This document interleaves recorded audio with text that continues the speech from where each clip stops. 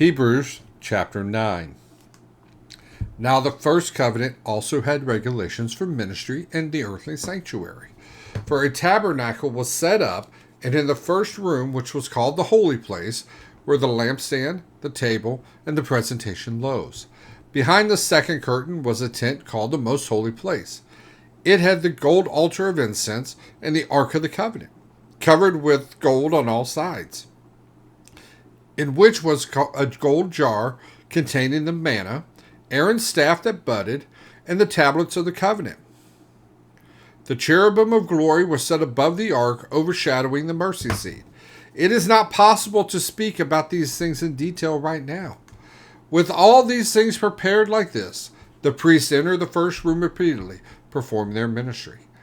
But the high priest alone enters the second room, and he does that only once a year, and never without blood, for which he offers for himself and for the sins of the people he committed in ignorance. The high priest was making it clear that the way into the most holy place had not yet been disclosed while the first tabernacle was still standing. This is a symbol for the present time, during which gifts and sacrifices are offered that cannot perfect the worshiper's conscience. They are physical regulations and only deal with food, drink, and various washings imposed until the time of the new order. But Christ has appeared as a high priest of the good things to come.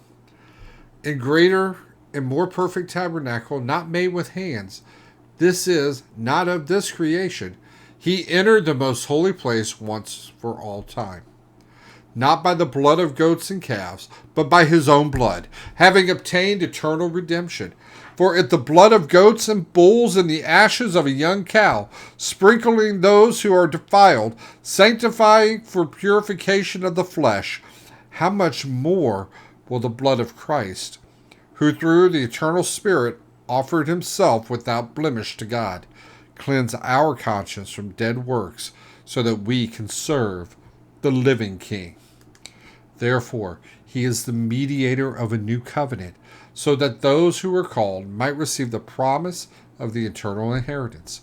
Because a death has taken place for redemption and from transgressions committed under the first covenant, where a will exists, the death of the one who made it must be established.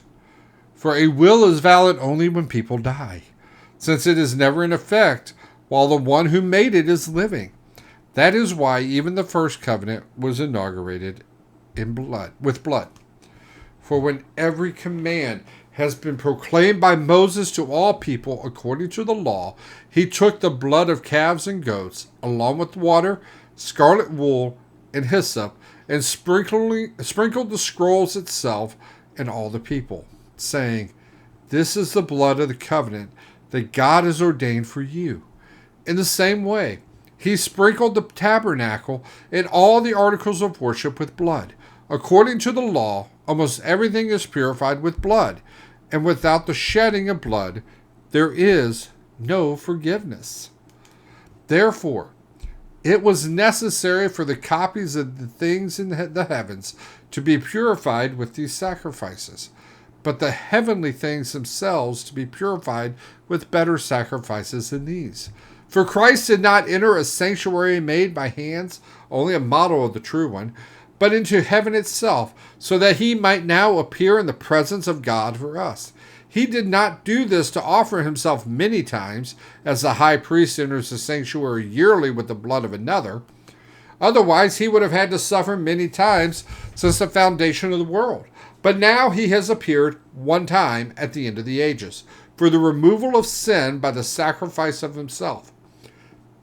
And just as it is appointed for people to die once, and after this judgment, so also Christ, having been offered once to bear the sins of many, will appear a second time, not to bear sin, but to bring salvation to those who are waiting for him.